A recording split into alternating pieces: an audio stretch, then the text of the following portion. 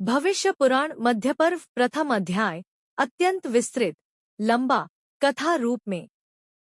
हे श्रद्धालु श्रोताओं, आज मैं आपको सुना रहा हूँ भविष्य पुराण के मध्य पर्व का वह प्रथम अध्याय जहाँ महर्षि व्यास जी समय के रहस्यों, युगों के घटनाचक्र, धर्म के उत्थान पतन, सृष्टि के निर्माण और मनुष्यों के भविष्य तक की यात्रा को खोलकर बताने लगते हैं।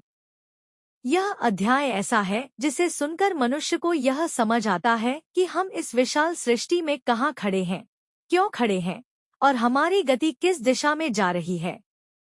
अध्याय का प्रारंभ मुनियों का प्रश्न। एक बार अनेक ऋषिमुनि प्रहलाद तीर्थ में एकत्र हुए। आग के इर्द गिर्द बैठे वे ब्रह्मज्ञान के रस में लीन थे। तभी एक मुनि ने पूछा, भगवन, यह सृष्टि कैसे चलती है? दिन रात कैसे? मासवर्ष कैसे? मनवंतर कैसे? धर्म क्यों बढ़ता है, क्यों घटता है और भविष्य का स्वरूप क्या है? मुनियों की जिज्ञासा सुनकर महर्षि व्यास जी ने अपनी आंखें बंद की, धीरे धीरे श्वास लिया और एक गंभीर दिव्य आवाज में उत्तर देना आरंभ किया। समय का चक्र, ब्रह्मांड का पहिया। व्यास जी कहते हैं, हे मुनियों, सृष्टि का प्रधान आधार समय है। समय ही ईश्वर का अदृश्य रूप है। समय ही जन्म देता है, समय ही वृद्ध करता है, समय ही मृत्यु लाता है और समय ही फिर पुनर्जन्म का बीज बोता है। समय एक चक्र की भांति चलता है। जैसे रथ का पहिया घूमता है, वैसे ही ब्रह्मांड का पहिया भी घूम रहा है। उस पहिए के कई खंड हैं। क्षण, मुहूर्त, दिन, पक्ष, मास, ऋतु, वर्ष, युग, मनवंतर, कल्प, महाकल्प। मुनियों के नेत्र फैल जाते हैं, क्योंकि वे जानते थे कि समय अनादि है, पर व्यास के मुख से यह सब सुनना जैसे स्वयं समय को देख लेना था। सृष्टि का प्रथम कंपन। व्यास जी आगे कहते हैं, सृष्टि का आरंभ ब्रह्मा का आरंभ है, परंतु ब्रह्मा भी समय के द्वारा ही प्रकट होते हैं। पहले केवल नारायण थे। न श्वास, न ध्वनि, न दिशा, न प्रकाश।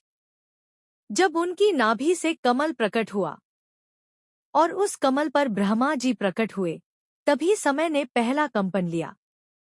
वही कंपन ब्रह्मांड का पहला धड़कन बन गया। 14 मनवंतर, ब्रह्मा का दिन। व्यास जी कहते हैं, ब्रह्मा का एक दिन बहुत बड़ा है।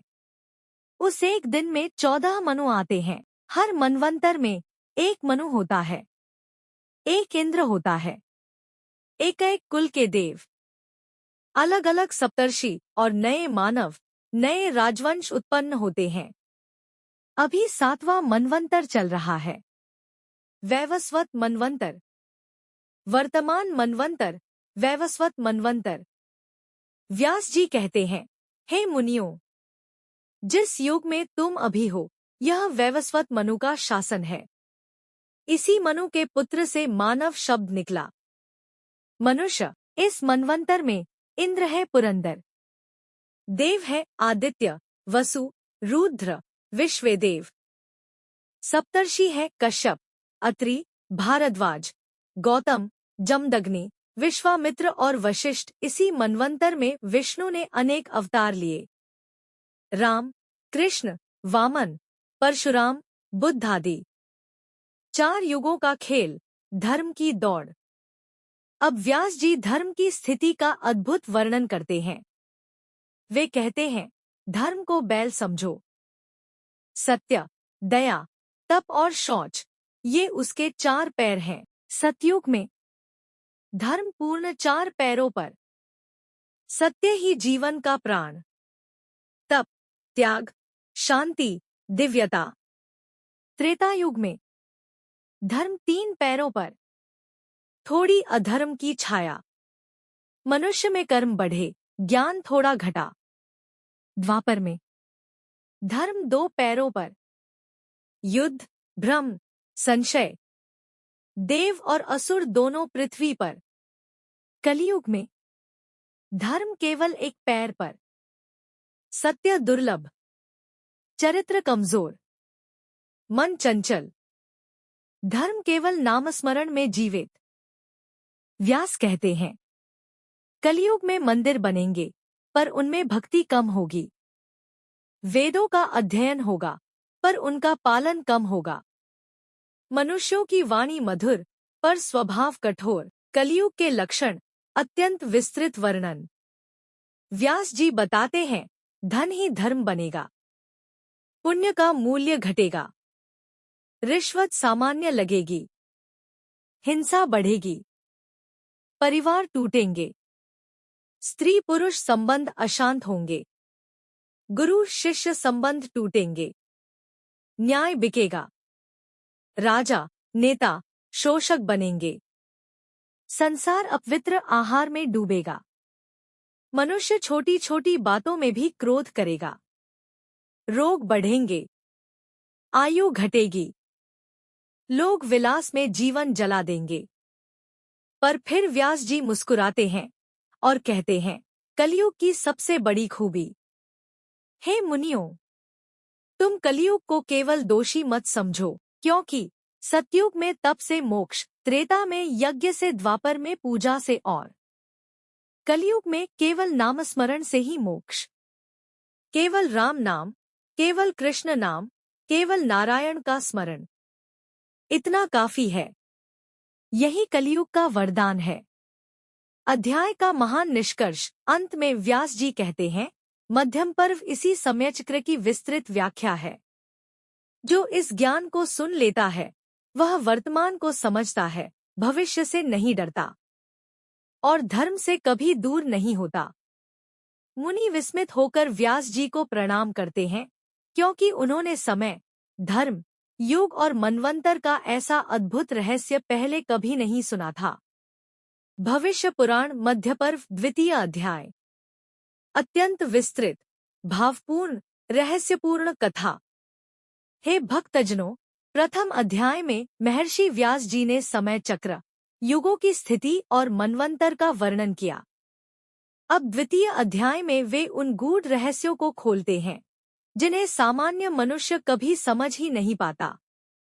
व्यास जी समय के रहस्यों से आगे बढ़कर बताते हैं, देवताओं का संचालन कैसे होता है, पृथ्वी किस नियम से चलती है, मनुष्य के जीवन में कर्म कैसे फल देता है और भविष्य में धर्म की स्थिति कहाँ पहुँचेगी।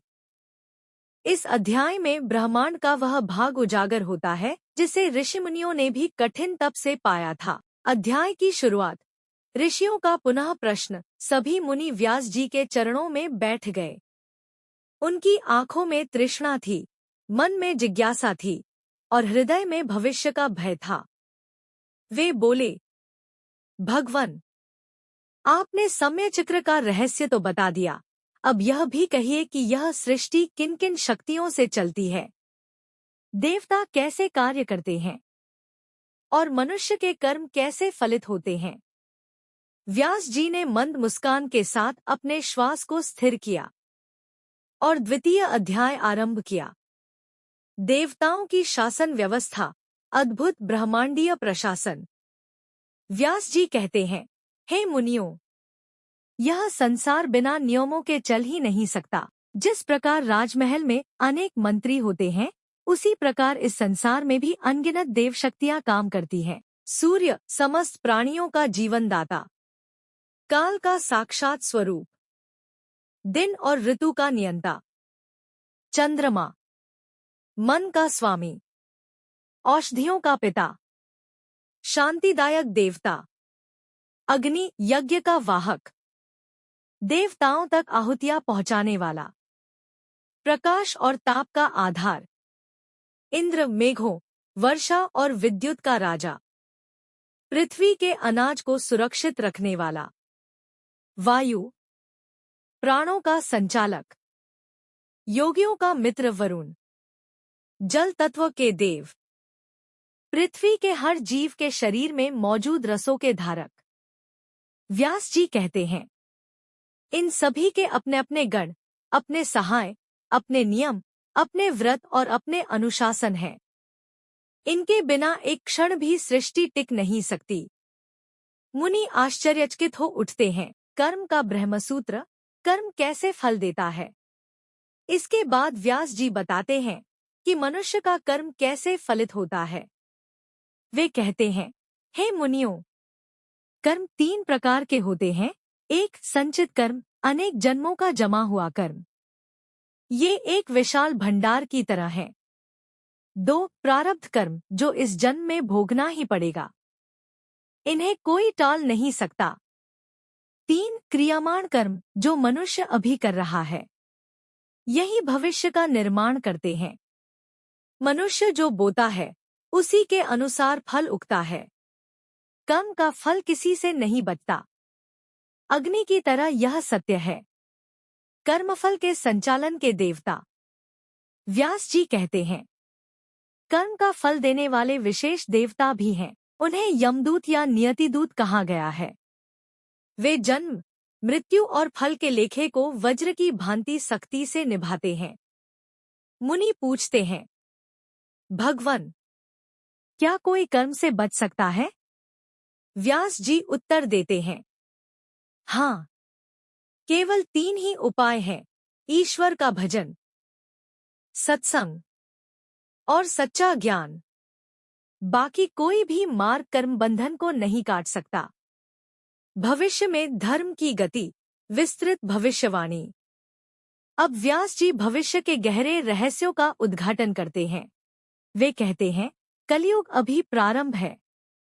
आगे आगे ऐसे समय आएंगे जब धर्म एक कक्ष में बंद हो जाएगा, पंडित वाद विवाद में उलझेंगे, साधु लोग अपने मन की चलाएंगे, राजपुरुष धन के लोभी होंगे, शुद्ध भोजन नहीं मिलेगा, जल दूषित होगा, रोग बढ़ेंगे, स्त्रियों में शील घटेगा, पुरुष में संयम घटेगा, परिवार टूटेंगे और मनुष्य पल पल क्रोध में रहेगा।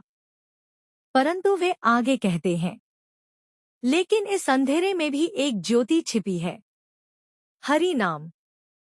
जो मनुष्य राम, कृष्ण, नारायण का नाम लेता रहेगा, वह इस अंधेरे में भी प्रकाश पाएगा। देव और दानवों की अदृश्य युद्ध भूमि। व्यास जी एक गूढ़ रहस्य उजागर करते हैं। दिखाई भले न देता हो, पर हर क्षण देव और दानव पृथ्वी पर प्रभाव डालते रहते हैं। जब मनुष्य धर्म बढ़ाता है, देव शक्ति बढ़ती है। जब मनुष्य पाप करता है, दानव शक्ति बढ़ जाती है। इसीलिए पृथ्वी पर जो भी संकट आता है, वह सीधे सीधे मनुष्यों के सामूहिक कर्म से आता है। मुनि विस्मित हो जाते हैं। अध्याय का समापन, भविष्य का सार।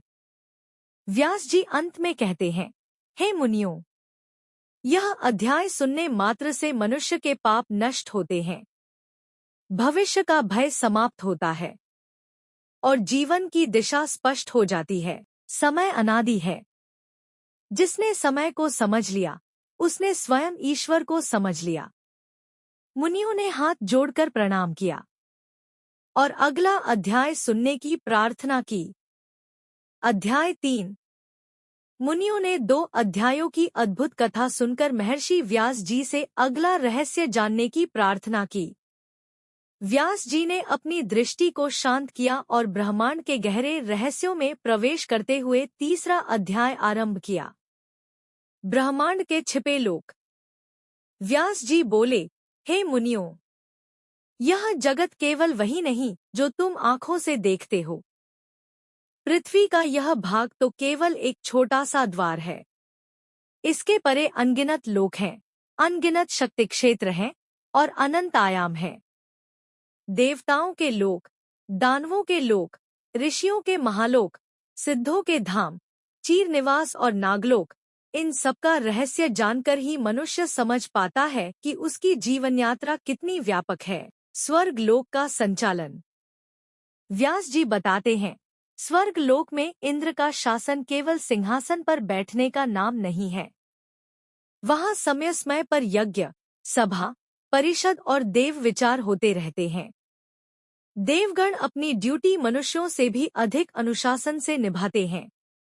वहाँ किसी भी देव की लापरवाही तुरंत पूरे लोकों की ऊर्जा को प्रभावित कर देती है। इसलिए देवता सदैव सतर्क रहते हैं कि पृथ्वी और ब्रह्मांड का संतुलन न बिगड़े। पाताल लोक और नागों का रहस्य। व्यास जी कहते हैं, पाताल लोक अंधकार का स्थान नहीं, बल्कि आश्चर्यों का गुप्त खजाना है। वहाँ के नाग ज्ञानी, बलवान और तपस्वी होते हैं। शेषनाग स्वयं संसार को संभाल कर रखते हैं, और पृथ्वी जब कभी अपने भार से विक्षुब्ध होने लगती है, तो नागों का ध्यान और योग पृथ्वी को स्थिर कर देता है। मनुष्य के ऊपर इन लोकों का प्रभाव। व्यास जी कहते हैं, पृथ्वी के मनुष्यों पर इन सब लोकों की छाया हर क्षण रहती है। जब देवता प्रसन्न होते हैं, तो पृथ्वी पर वर्षा, अनाज, सुख, बुद्धि और शांति बढ़ती है। और जब दानव शक्तियां बढ़ती हैं, तो मनुष्य में क्रोध, मत्सर, रोग, अकाल, युद्ध और आपदा आती है। मनुष्य की आत्मा की यात्रा। व्यास जी आगे कहते हैं, जब मनुष्य शरीर छोड़ता है, तो उसकी आत्मा एक अदृश्य मार्ग से गुजरती है, जिसे देवयान और पितृयान कहा गया है। जिस मनुष्य ने धर्म, सत्य, दया और नामस्मरण किया हो, उसकी आत्मा ऊर्ध्वगामी लोकों में जाती है। और जिसने पाप, हिंसा, छल और अधर्म किया हो, उसका मार्ग नीचे की ओर जाता है। जीवन का सबसे बड़ा सत्य। व्यास जी इस अध्याय के अंत में कहते हैं, हे मुनियों, यह संसार एक विशाल रंगमंच है। आत्मा यात्री है, शरीर वस्त्र है, और लोक उसकी यात्राएं हैं। जो इस ज्ञान को समझ लेता है, वह मृत्यु से नहीं डरता और भविष्य उसके लिए भय नहीं, ज्ञान बन जाता है। चतुर्थ अध्याय। मुनियों ने व्यास जी से निवेदन किया, भगवन, आपने लोकों का अद्भुत रहस्य बताया। अब यह भी कहिए कि मनुष्य के जीवन में उत्पन्न होने वाले शुभ-शुभ योग कैसे बनते हैं? भाग्य कैसे तैयार होता है?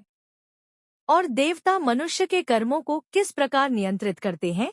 व्यास जी बोले, हे मुनियों, अब मैं तुम्हें वह ज्ञान बताता हूँ, जिसे जानकर मनुष्य अपने जीवन का रहस्य समझ लेता है। भाग्य और दैव का गूढ़ रहस्य। व्यास जी कहते हैं, मनुष्य का भाग्य किसी एक पल में नहीं बनता, बल्कि 3 शक्तियों के मेल से तैयार होता है। पहली शक्ति है कर्म, दूसरी शक्ति है दैव यानी देव शक्ति, और तीसरी शक्ति है काल, जो सबको चलाता है। यदि मनुष्य का कर्म शुभ है, दैव उसका साथ देता है और काल अनुकूल होता है, तो असंभव कार्य भी सिद्ध हो जाते हैं। दैव किस प्रकार कार्य करता है? व्यास जी बताते हैं कि दैव अदृश्य ऊर्जा की तरह है। मनुष्य चाहे न चाहे, यह हर क्षण उसके ऊपर काम करता है। जब किसी मनुष्य का पुण्य जागृत होता है, तो देवता उसके पथ को साधन, अवसर और बुद्धि से भर देते हैं।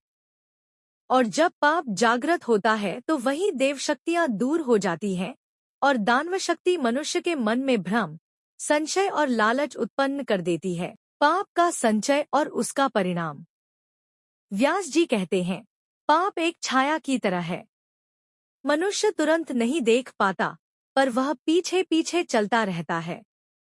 पाप का फल तुरंत नहीं मिलता, क्योंकि काल उसे पकने देता है। जब पाप पक जाता है, तब वह एक साथ मनुष्य के जीवन में विपत्ति बनकर उतरता है।